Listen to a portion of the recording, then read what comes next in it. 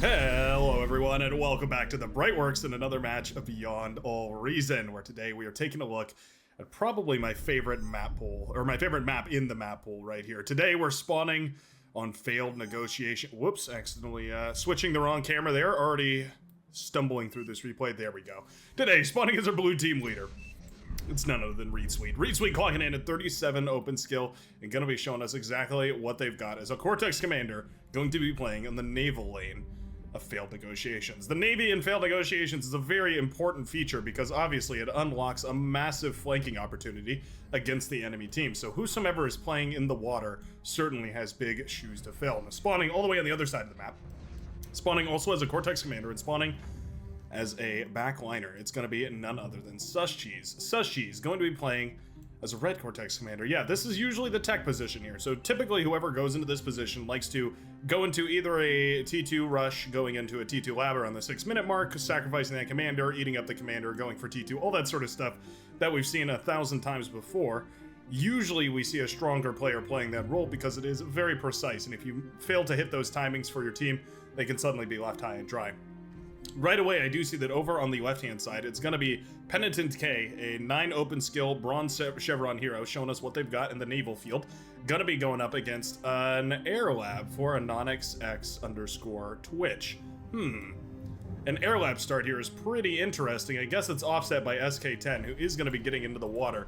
Bit of a strange change up right there, but not necessarily the end of the world. Just does mean that AnonyxX can easily be cut off from team. You can imagine a couple of anti-air boats parked along this coast right here, and if you've already killed this player, then essentially you've killed this one as well. Yeah, just shoot down all their planes, and there's not a whole lot they can do to contest you there. It's interesting, and I can't wait to see exactly whether it'll play out or not. Already we do have a scouting plane heading across the map right here for the Seafoam Green Commander, trying to check out exactly what's going on the other side of the map. Gonna scout the brown base into the hot pink, into the red, and across the map, eventually getting towards everybody else here, trying to see what exactly is going on. Why don't we switch to the area? Yeah, blue player, or blue team vision right here. There you go. Brown player has been spotted. Hot pink viewed here as well. That's Tony Triple Shot, gonna be showing us what he's got. Didn't mean to make that rhyme, but it must be true because it sure did. Sushi is going to be the commander to shoot down that scouting plane, but at the very least, revealing two very important positions here. So the blue team, now aware of the fact that the red team leaders are going to be in charge of tech and frontline here, it does mean that the contest is going to be heavy and hot for this middle metal section. And already Resbots, Grave Robbers, Lazarus, all that good stuff, eating up the metal in the middle of the map. Contested heavily here by Angry Strawberry, who's going to be trying to keep her grunts in front right here, while the red commander absorbs a lot of that metal. Nicely done from the yellow Cortex commander defending all this. That is a tremendous boon of metal right here. About 1,500 metal all said and done between all this metal and the ones on the beaches. It's a huge early kickstart, and it's basically all gone back to the red team. A certain advantage. Once you secure that much metal, there's really a lot of ways you can spend it. You can put it into units on the front to try and push for a positional advantage. You can use it as eco, of course, to try and scale your economy and out-eco your opponent, to outgrow their economy. There's a couple different choices. You can also, of course, go for some more expensive units if you wanted to try and, for instance, go for maybe some early Mesas or an early Centurion, something like that. There's a lot of plays that revolve around getting a very early, sturdy unit out. Sometimes we've seen those do phenomenally, sometimes we've seen that waste a lot of metal. Depends on how confident you are as a commander. Not the cleanest fight right there for Strawberry. Still though, having reclaimed all that metal, cannot be upset about the way that this front line is going so far. Grunt reinforcements pouring out of the lab at this point as well. We do have constructors in the back line here, setting up a build tower to help pump out those units, and going to be sending constructors around to grab these metal extractors. They're only 1.8, but they do definitely add up. You don't want to leave them idle. But Strawberry has rushed all the way to the front to grab herself a nice 4.8 metal per second metal extractor. Definitely well worth it, of course. That 4.8 is going to be boosting the economy by about 20%. Yeah. It's a huge boost to the economy, this Resbot. Doing a lovely job of cleaning up a lot of these frontline grunts that went down right here. Yeah, that's a more suitable trade right there for those grunts going into the powder blue forces right here of Croa Boss. Now we have Lazarus and all sorts of other stuff eating up the rocks over here. Grunt spam is doing the trick though. Aggravators get pounced on. Oh no.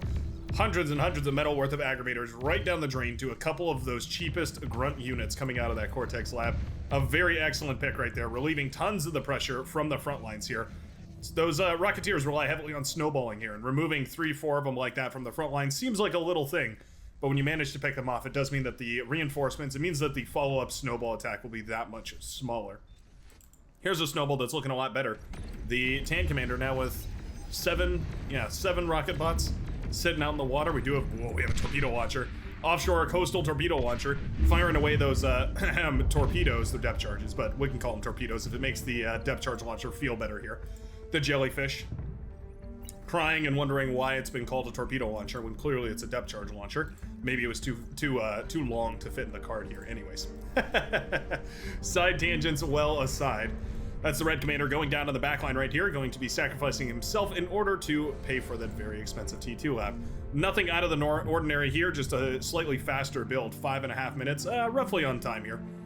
About on time to get that first T2 unit underway, that first T2 constructor underway, about the 6-minute mark here. There we go. Pouring that metal into this laboratory, and you can see immediately queuing up those advanced construction bots. 470 metal apiece, by the way. They're not cheap to produce. It's definitely important to remember that you have to budget that into your calculations when considering you need about 3,000 for the lab, and then you need another 400 or so, well, nearly 500 for the T2 cons that come afterwards. Sending these T2 cons around, hopefully we're teching up the team. Usually that's the best bet, is getting your teammates up to T2. The quicker they have T2, the quicker their front lines don't fall. That doesn't really make sense, but you get what I'm trying to say. The more you reinforce your teammates, the more time you're essentially buying yourself. Strawberry going to receive the first T2. I think that probably makes sense. Going down the list here of players just by basically OS gauge. Not the craziest idea I've ever heard. Low ground vehicles here. Interesting from X32. Using the backline for pure expansion, going for a ton of those cheap Armada wind turbines. Armada wind turbines costing only 37 compared to the Cortex ones, which cost a whopping 45. Doesn't seem like a lot, but it really does add up over time. Loads of Rocketeers up and available right now for Tony Tripleshot. Those Armada rocket bots, more than happy to blast away at anything that oversteps here. For the time being, though, there's not really a lot of pressure. The blue team porking up in the middle, and just happy to say, hey, if you're not going to run by, then we're happy to just sit here on our coast and do our own thing. Obviously, that means that Strawberry has a fabulous economic advantage here, nearly 10 metal per second, going back into that yellow economy. And you can see actually unable to spend it all. Yeah, having actually a lot of trouble spending the metal, putting it out on the field. Wind turbine production is at a maximum here, just trying to scale the eco as quickly as possible. Eventually, that will turn around as the wind speed increases, but while wind speed is not super high, it is at 10 right now, which is not bad, but while wind speed is low, Strawberry's definitely going to have a little bit more metal than probably she would be used to normally playing on this map. Typically, you can expect to maybe hold one of these mexes, if any of them, if they're not hotly contested.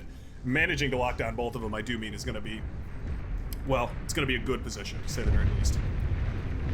Destroyer in a lot of trouble over here on the left-hand side. SK10 doing a great job of repairing the boats while possible, and then, of course, keeping that commander undetected over here. Going to start reclaiming a lot of that metal right here, but this engagement was fabulous. Yeah, really, really nicely done for the lime green commander. Managed to keep basically everything alive, and managed to take down the entire naval fleet right here of Penitent K. It's one of the reasons why it's so important that you put really experienced naval players out on the seas here, especially on this map, but really on any map. Right-hand side looking good too. Reed Sweet commanding a beautiful navy of 2 destroyers and 3 frigates. Happy to blast away at anything on the coast that they can reach. There's not a lot of ideal targets right now, but of course as soon as they also engage against any of the boats over here for Ferret Frenzy 43, they'll start trading out quite nicely. We do have 2 destroyers available for the pink commander. If we get them to fire on the frigates and we can trade out really, really efficiently, that's not the end of the world, but you certainly have to be so careful. Those frigates can jump on top of destroyers and you lose it all quicker than you can say Armada. Navy moving over, pardon me, not Navy. Army, bot units, bot army moving over in this direction here. We've got the tan and the hot pink commanders pushing forward.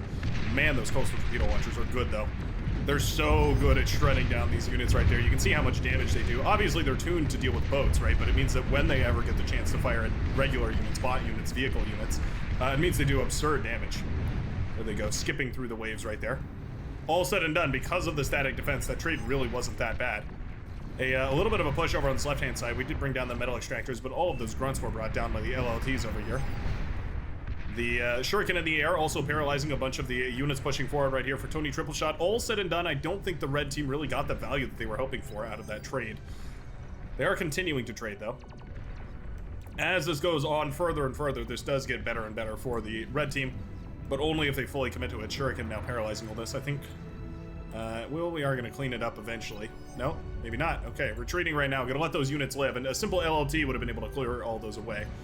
Launch 27, doing a great job of eating up all the metal over here, making sure to evacuate as much of that resource from the front lines as possible, send it to the back line, and turn it into more functional units. Destroyers, herrings, and riptides all pushing forward right here. The oppressor, that's what the destroyer is called. A couple of eel under the water. Eel, quite good, don't get me wrong. Destroyer, quite a bit better. Especially without those submarines targeting the destroyer. There we go. See, they do pack quite a punch, but you need several of them. You essentially need to out-snowball the destroyers. And now we've got a second one reinforcing the first. And we just don't have... we don't have enough firepower here. Already the match has been lost in the Navy field right now for the ground commander. The right-hand side holding out ever so slightly better. We are taking decent trades. You can see a lot of units are down right here, including the blue commander, actually. That's a bit strange. Blue commander has fallen. We do have a res sub helping to eat up a bunch of the wreckage here. 2,000-ish metal in all the bottom of the C4. Now going back to the blue commander, who is scaling quite nicely. Very, very nicely done. Reinforcing from the front line here. Continuing to scale the economy in the back as well. Lovely stuff. Oh, beautiful run by over here. A bunch of grunts managed to sneak through. Those grunts were pushed forward over onto the right-hand side and eventually managed to overwhelm the yellow commander. Just like that, Strawberry's T2 facility is revealed. The grunts need to blast that T2 down. Oh no. Oh, please target the lab. Oh no, they're not gonna get the lab. The laboratory is scouted, but it's not targeted down. Oh no, that laboratory needed to fall right there. The fact that it stayed up and running is a miracle for Strawberry. She's got to be pleased that that managed to stay up and running here. Grunt's gonna go on a tear into the backline. Not the end of the world, of course. Just a couple of units would clean that up quite nicely. Hell, even the constructors could probably... Yep, just citizens arrest. Put those put those grunts to rest there. Mammoth now coming out to the front line, slowly but surely. A resign vote called by Tony Tripleshot. Maybe a bit of an overreaction right there. Losing that is certainly a bummer, but Strawberry is still dedicated to building this lab on the front line, and it looks like it will come up here. Quite a surplus of metal available here to the yellow commander, who's been steadily but surely upgrading the metal extractors in the home base. All the tanks here handed over to Strawberry for her own micro. Middle of the map in a little bit of trouble. Crow Boss, the powder blue commander, stepping a little far forward here. Those maces can blast down commanders pretty quick. It's about 2% per volley from one of their Gauss cannons. Yeah. Blink and you'll miss it, but Crow Boss falls, taking down tons of the grunts here that were meant to reinforce, meant to stop that from happening. Lange moves in immediately to try and reclaim as much of this wreckage. Oh, actually gonna build a mech. Yeah, I think it's a little greedy. Gonna degun the wreck. Yeah, I think that's probably the right decision here. Trying to deny that wreckage to the enemy rather than allowing them to reclaim it. Already the middle of the map has been under their control for so long, it's not really worth risking it. Mammoth handed over from the red commander to the yellow. Strawberry now commanding even more forces to build even more mammoths on the front lines here. Interesting.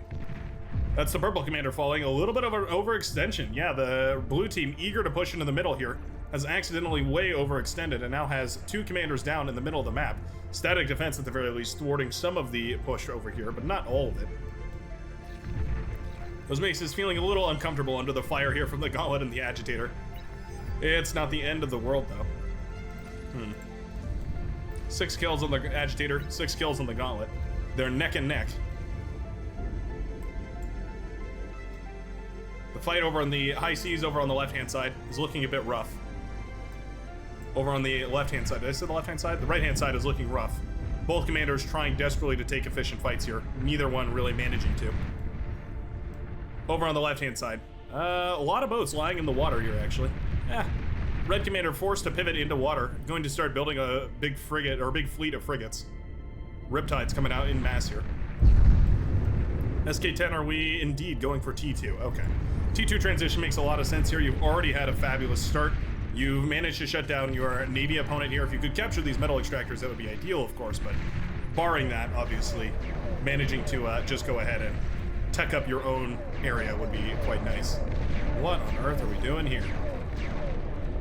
The flight of the Resbots, they want to change teams, but they will not be accepted. Okay.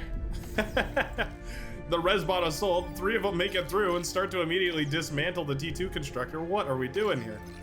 Rock Salt using the Resbots to try and to dismantle metal extractors and stuff. Okay. I suppose it works. It's unconventional to a T. But if you can pull it off... It is 640 metal apiece. Not gonna happen though. The Fiend is quickly produced right here. The right choice, obviously, and just like that, this bizarre play, this confounding play has come to a close. T2 transition, well completed right here by ReadSuite. ReadSuite very talented at expanding that eco, continuing that passive eco growth. Very dangerous, especially if you allow it to fester. That's exactly what we've seen right here. All the mexes over here have been cleared out. I'd love to see these taken, maybe a commander moving forward. SK10 does have his comm still, so maybe moving that forward to capture these mexes wouldn't be the worst idea. Maybe even pivoting into hovercraft just to get something capable of building over there wouldn't be the worst thing. Sending these naval constructors, these naval construction engineers, to go build a ton more tidal generators wouldn't be the worst thing either. Just something to continue expanding no matter what. Mammoth's now the bulwark of the front here, making sure to keep everything nice and safe. They're going to be easily blasting down the LLTs over here from out of range. Mammoths and Hounds have the same range, which I point out every time because it is bizarre to think about, but they sure do. One thing of note here is, of course, that the Mammoth actually has damage fall off, as all laser weapons do. Its damage fall off over range is about half, I believe. Now, considering it's T2 and still does a massive amount of damage at half damage, yeah, it's not a bad situation. It's certainly something to keep in mind when comparing the Hound and the Mammoth. One Mammoth down. D-gun from the commander. Two Mammoths down just like that. That's exactly why you gotta keep those assault units in front.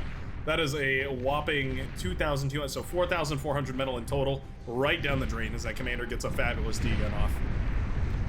Oh, Rock Salt in a lot of trouble though. Fiend's burning that commander down in record speed, and just like that, the Lavender commander falls on the front line, making a hole right in the front of the beachhead here that the blue team was clinging to. It looked like a lot of static defense, but in all reality, it is just a bunch of T1 LLTs. Bulls, Mammoths, Sumos, Sheldons, Hounds, all of it. They're not going to care one bit about LLTs. I mean, sure, the LLT doing a great job of softening that Fiend, but it didn't even manage to get the kill, and now two of them are running directly into the backline. Keeping an eye out for those opportunity paths. It's one of the things that Strawberry's so good at, finding and exploiting the weak points here. A couple of Fiends put through, and the Shuriken player doing a great job of paralyzing them. We do need to spread these out on a fight command to make sure that we're keeping all of them paralyzed. Grunts come in to try and clean all this up here. A good catch from the air player right there, otherwise those Fiends could have gone on a rampage and certainly done quite a lot of damage. Early T1 oppressors being used right here to fire away at a couple of Hounds that are on the other side. We do have some radar boats and even a Herring here to provide that vision as well. Going to mean that we can actually fire away at those T2 units quite effectively. T1 oppressors trade out fairly well against the Hounds. It's a bit of a weird matchup, but it does happen every once in a while. And it's a good trade for the boats. Hounds can, of course, have that mobility advantage. They can just scoot back a little ways, and then the boats can't fire at them. And if they have proper radar coverage, they actually can beat the boats. Despot firing away at a bunch of the boats over here. Slowly melting down this front line of frigates and dolphins and all sorts of other stuff. The time has come. The trigger is pulled. Dolphins going for a surround, but there's so much metal on the field right here for ReadSuite, and virtually none on the field for the Hot Pink commander. It goes by the name of Ferret Frenzy 43. In the blink of an eye and the firing of a triple-headed Cerberus cannon mounted upon a heavy battleship, the entire Pink Navy has been obliterated. And just like that, Ferret Frenzy is in a really, really dangerous position. The Red Navy, looking quite nice. Actually moving forward. Yeah, you know what? That's a dangerous amount of frigates. Without serious unit production here, yeah, the Green Commander might be in a little bit of trouble. We do at the very least have some torpedo launchers. Those will be great for stalling this naval push. Will it be enough to outright stop it, though? Oh, if you can snipe that commander. Oh, that could be a huge play to snipe that commander. Meanwhile, by the way, units moving across the map right here. Strawberry making big plays into the backline of the blue team. Mammoth crawling its way forward here as well. Kind of hidden behind that mountain. There you go, right over here. Naval engagement looks pretty good. Nice pullback right there from the Green Commander, though, making sure to keep everything out of firing range of that destroyer. It's a joint push right here from the Hot Pink and the Yellow Commanders, both looking for an opportunity to push into the backline here. Razorback going to be quite nice for, deflecting a lot of this. Is it going to be able to catch it, though? That's the tricky part. With a mobility of 69, it's quite nice, and the Sheldon's speed of 50, the Razorback clocks in at 69 as well, so able to keep pace with Sheldon, able to keep pace with Hounds, pardon me, and able to catch up to Sheldon. Capital ship in some trouble here, actually. Uh-oh. Oh, that's actually really dangerous. Oh, that's super dangerous. Oh no, Sheldon have spotted this over here. What a monster of a play right here from Strawberry. Blasting down the lab immediately. Oh no. Oh, that boat. That boat is nearly completed right here. Oh, that hurts. That hurts so badly for Reed Sweet, who just about barely didn't manage to complete that massive capital ship.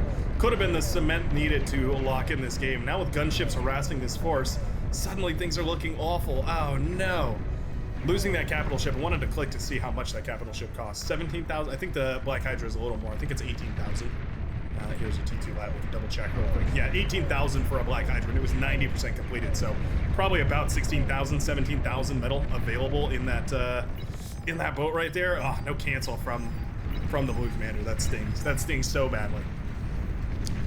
What an interesting pivot right here from Sus Cheese, who's gone heavily into Navy and then also is going nicely into some land-based units. We do have a bunch of Platypus coming up and running. Obviously, Platypus going to be quite effective for flanking in different directions because they can maneuver around the map in different areas. The green base has been all but obliterated. We have a single metal extractor and an incomplete fusion reactor. I'll make it 2 metal extractors and an incomplete fusion reactor. All that stands to remain right here for the green commander, going to be greedily eaten up immediately from Gold Leader, who's trying to just reclaim the wreckages of a once glorious empire. Green commander taps out of the game. I was wondering if we were going to see some constructors handed over. Paused. Not going to be the case. Battle Pause started. right there. Battle started. Lovely stuff. Like what we have going on here. Strawberry. Going heavily into the mammoths this game. Mammoths have the benefit of being absurdly tanky. It comes at the detriment, though, of them being very, very slow. Now, on a map like this, where the distance between base to base is quite high, mammoths are a bit of an interesting choice, but if you manage to put them in the front and you manage to keep your units behind, firing away Sheldons, Arbiters, all that kind of stuff, I can see the appeal. I can see why they're very useful. Particularly against the T3, of course. These Razorbacks having a field day, by the way. Blasting away at a lot of this T1 stuff. Oh, that's beautiful. What a nice engagement for these Razorbacks who are trading phenomenally. It's just about efficient. It's just about as efficient as you could hope for right there. Those Razorbacks cleaving apart a bunch of that T1. Fiends jumping on top of the base over here. A nice little surprise attack from the behind. Beautifully done right now from the Powder Blue Commander, sending a couple of those Fiends around and popping all the build power of the Yellow Commander's forward T2 lab. That sucks. Losing all that build power like that. Fiends continuing to go on a rampage. Explosion from the Advanced Metal Extractor doesn't manage to bring him down. They don't know about that Aphis right there. Aphis is unscouted, so they actually don't know to go target it. Luckily here for the Yellow Commander, who otherwise would have been at a serious risk of losing the very expensive eco structures that she had spent so long trying to create. Couple of Platypus moving forward. Actually, more than a couple. 17 Platypus can certainly wreak some havoc. They're headed directly towards the blue base here. Oh no. Yeah, it looks like Reed Sweet unaware of those Platypus that just snuck by. They will be spotted here eventually. Oh, the T2 Constructor is headed over. T2 Constructor falls right there. Did Reed Sweet spy it? Yeah, he must have seen it. Calls for air right here as there's a bunch of, bunch of Platypus headed directly towards the base. Oh, this hurts. Those T2 mexes are so important right now. These T2 mexes for Reed Sweet pumping in about 30 metal per second. Gone in the blink of an eye here as this Platypus swarm moves forward. You might even consider self-destructing these just to get maximum explosive potential out of them. Maybe try and kill as many of these as possible. So difficult to make that call, though. Oh, this hurts. Platypus in the backline. What a killer run by. An excellent read right there from Sus Cheese, determining where the one opportunity path was, where no defenses existed, and managing to send these Platypus in on that angle and taking well advantage of that exposed position. Beautifully done. Razorback now blasting away at some of the Platypus that have come up to land here. Nicely done. One efficient solution to the Platypus conundrum. Pawn's also trying to solve the issue here. That's a strange interaction right there, but anyways. Eventually, Platypus well dealt with. Ducks making their way downtown, walking fairly slowly here, but firing torpedoes.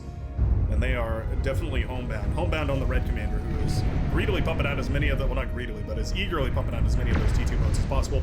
We've got a 5-to-1 ratio of Buccaneers to Despots here, those depth charge launchers mixed in with the heavy battleships. Going to be a thrilling composition here, a perfect composition for shutting down a bunch of those underwater amphibious units from pushing forward. Gunslingers used over here on the left-hand side. Always rare to see the gunslingers in action against T2. They're pretty bad. The simple Fiend getting this around here on the gunslingers and easily melting them down.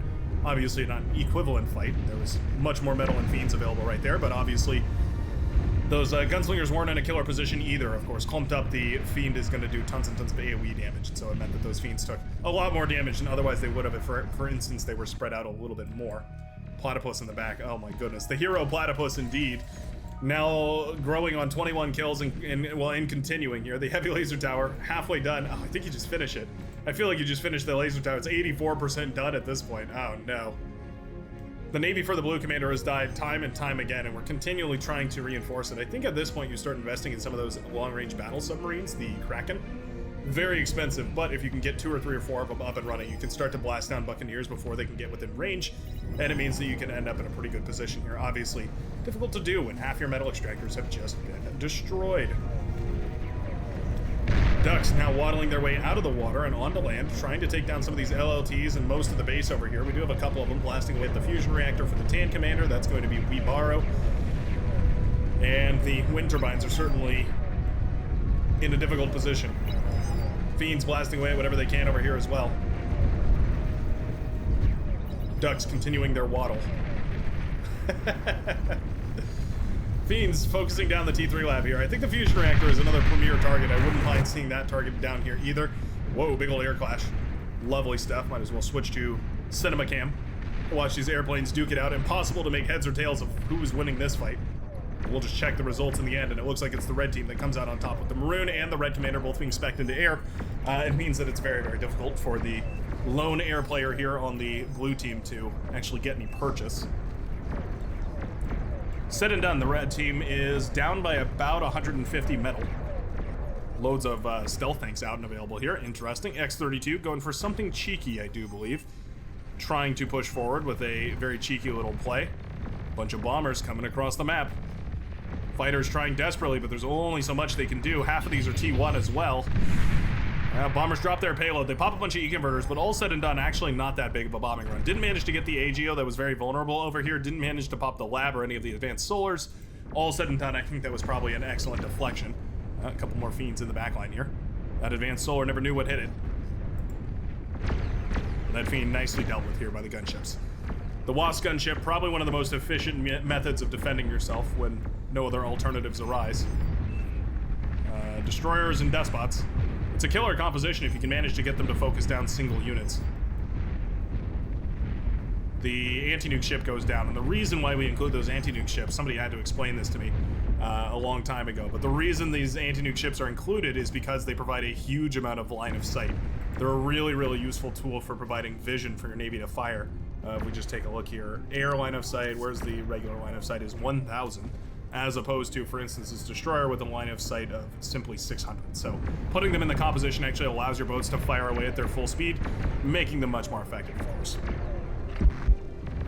EMP missile, lovely stuff. No reason not to fire the EMP missile. It's built right into the Thor, it's baked in, and you might as well use it.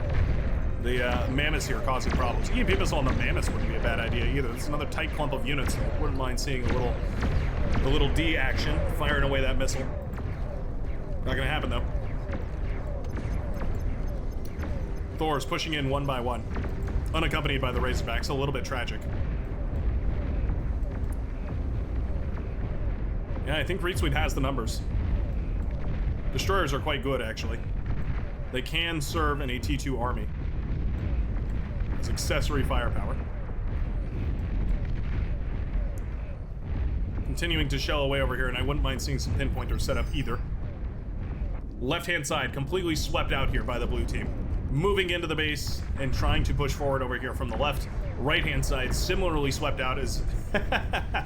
my goodness, similarly swept out as we have a whopping 13 mammoths, 28,000 mammoth, 28,000 metal worth of mammoth starting its march forward here, providing essentially the perfect mobile wall for these Starlight to advance behind.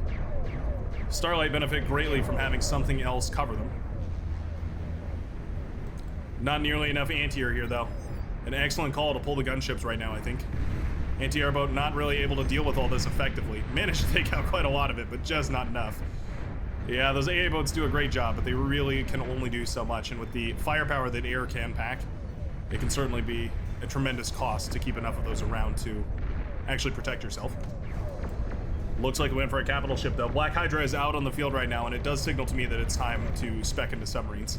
Black Hydra coming up for the blue commander as well, but we don't have enough resurrection or reclamation in order to actually eat up all this metal. I think if we were eating from this metal pile, this Black Hydra would come out and it would be fabulous. Just not the case here, though. 100 mammoth blasting away with 100 watts of 100 green lasers, firing all in every direction possible. This is what the mammoth are great for. Yeah, they're excellent for cleaning up ticks. The tick swarm here not really going to be very effective. We were planning on using that to overwhelm the Starlights, but the mammoth cleaned them up nicely. Beautiful, beautiful stuff. As soon as those Starlights get within range here of these, well, any of these T3, they're going to be in a great spot. Nice EMP right there, paralyzing some of those units on the front. Really just a Starlight and a mammoth, though. Not the end of the world. It's a lot of T3 moving forward, though. The mammoth push is massive, but the Razorbacks are bigger. Thor's swarming outwards as well, and now is the time to spec into resbots. Hopefully we see a transition to resbots here instead of the ticks. Just building resbots and just going ahead and resurrecting as many of these units as possible, well worth it. Looks like we have accidentally set target right here, so these are all firing at the ground rather than at the enemies. This is a little bit unfortunate. Oh no. Whoa, looks like Gold Leader hasn't realized. Loads of stealth tanks died back here, by the way. Looks like those were discovered. No such play made from them, so all is well. Desperately, we are in need of some res subs here. Surprised we aren't pivoting into T1 to make a bunch of res subs and reclaim all this. Either or, actually, is in desperate need of res subs. I have no idea why this army isn't positioning up here on this forward section right here. If you position over here and then eat up all the metal, you're going to be in a great spot. Not the case this time.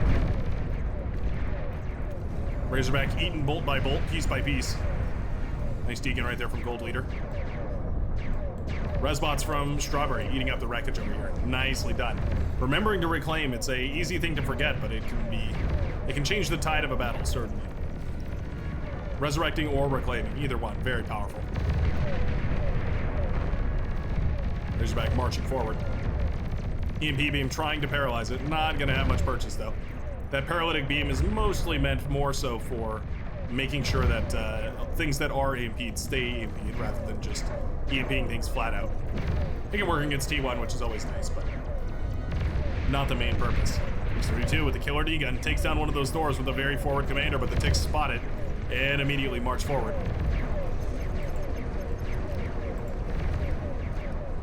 Yeah, we want to snipe that commander badly. Manticore firing away at a bunch of these gunships here, actually. Yeah, nice job including the anti-air here. Mammoth's actually capable of firing at the air as well, which is pretty interesting, kind of strange. Very cool to see, though. Karganeth keeping the backline safe. Nicely done from the red commander. Forced out of the Navy by the fact that there's 1,000,001 boats moving forward right now, and they are performing a little bit of a sandwich maneuver here, yeah. Pinching Ferret Frenzy out of the ocean. Those missile cruisers very dangerous, but I'm surprised we're not firing them into the red base. Do we actually have any vision back here? Oh, we have no vision back here. I'd love to see those missile cruisers firing into the base over on that line. Either way, though, big Marauder run by. Massive Marauder run by right here. X-32 sending those bad boys directly through the heart of the blue team. The Mammoth Swarm marching forward still. My goodness. I love the Mammoth play. That is so cool. Mammoth blasting away with their green lasers, just eager to blast down whatever they can. Commander killing those Thors is so nice here as well. It's rare that you see the commander on the front lines this late into the battle, but certainly finding some tremendous value here.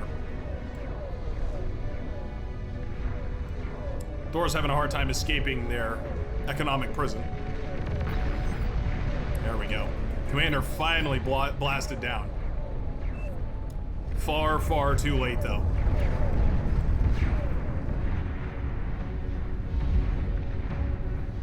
Dragon trying to kill some of these boats. Not the end of the world.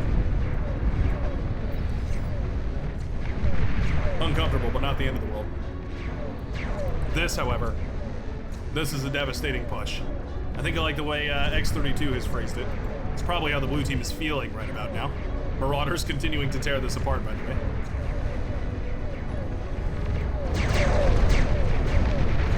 Well, now we know. The age-old question, Mammoth versus Thor. Turns out, the answer is Mammoth. Yeah. Aphis pops. Just like that, Gold Leader is knocked out of this game. Suddenly, the only powerhouses in this entire match are the blue and the green forces, both of which commanding navies. Yeah, lasers here trying to take down this dragon. a bit of a difficult way to bring down a dragon, but I suppose it works eventually. The blue navy needs to push forward. I think if we could win the navy, there's a chance that we could find a way back into this game. The economy right here crumbled for SK10 though. Basically forced into, well, I shouldn't say crumbled. The naval economy is still looking strong, but certainly losing those mexes on the front, on the, well, not the front, but on the land, yeah, it does hurt quite a bit. Very well porked up over on this side. We have Scorpion turrets all over the place, making it really difficult to push forward. Bulwark as well, firing its tachyon beam. Marauder running through. Economy is still basically neck and neck right here, I'd like to point out. We need a play from the Navy side. Without the Navy's making any kind of a play right now, all hope it will be lost. And Marauder heading under the water here. They're gonna pop out on land over here. That's exactly what I was talking about. With the air player being cordoned off by a bunch of Marauder popping up on their side of the map, suddenly you have no air reinforcements now. Marauder blasting this base down. As soon as that build power goes away, no more air units for the rest of the game right here for the blue team. Save for any produced maybe out of an amphibious air lab.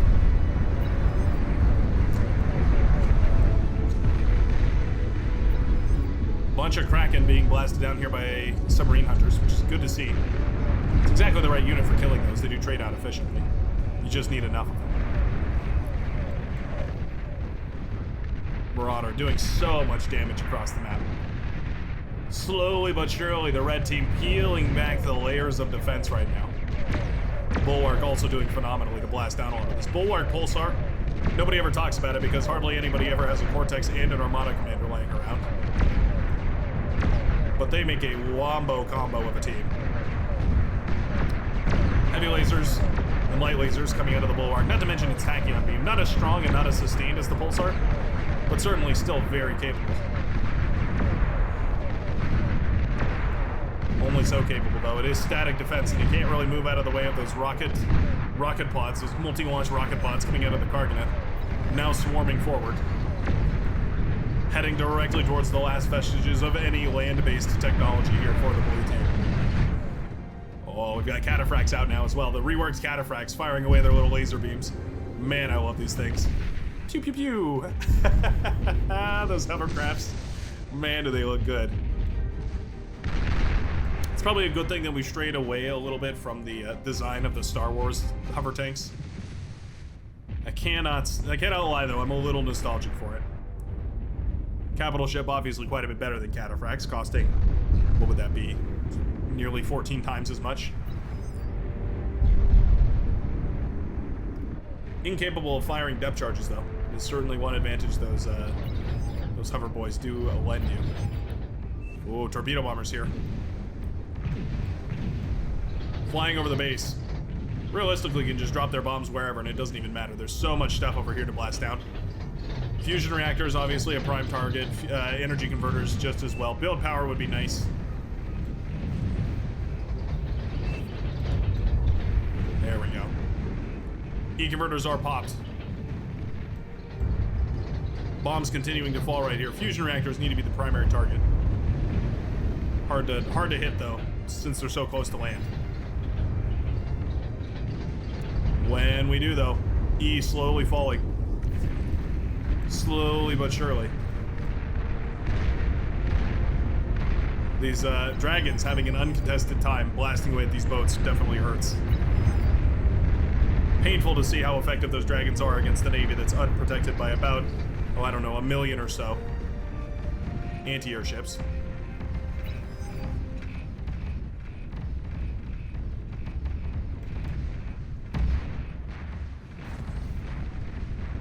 AA turrets, AA boats, AA anything that we can.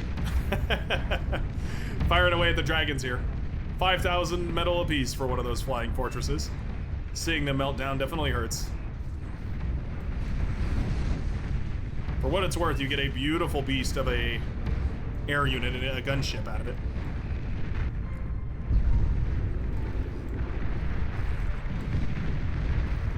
The orange base, protected by a shield wall too thick, should be enough to, at the very least, prolong the effects of this gun, or this destroyer from, not destroyer, the capital ship from firing away at the base.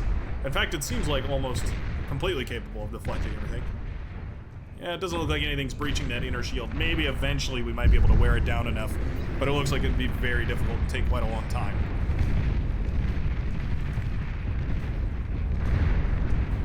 The blue team holding out hope here. But at this point, their economy now reduced to a mere 100 per second, whereas the Reds is still only at about 400. Heavily dependent on economy here is the red team. Strawberry going around and rebuilding the mexes. That's always nice to see. Wouldn't mind seeing other constructors doing that. Maybe a T2 constructor and some Twitchers or 2 or 3 or maybe 4 going around and building all these mexes. Oh, there we go. Yeah, exactly like that. Building the T2 mexes just to continue the eco scaling. But at this point in the game, I think it's pretty obvious that the red team is at a massive advantage. With enough dragons in the sky to blot out the sun, suddenly no navy can compare. I can't believe this, cries out Longy. Neither can I. But it's the benefit of holding that midsection for so long. Despite brilliant pushes and despite wonderful plays on the left-hand side, that right-hand side crumbled. And eventually it was the soft spot that the red team needed to snatch victory in this game beyond all reason. What a cool way to close out a game. So back and forth between these two teams. One of the reasons I love this map so much. It's rare that we get to see the navies trade out so effectively, but it really did look like the blue team had it in the bag right up until the second that those mammoth started showing their stuff. Beautiful plays from everybody all around, and GG's to everybody who played. Thanks a ton for watching, and I sure hope you enjoyed, and I will see you in the very next match of Beyond All Reason. Peace out, everybody.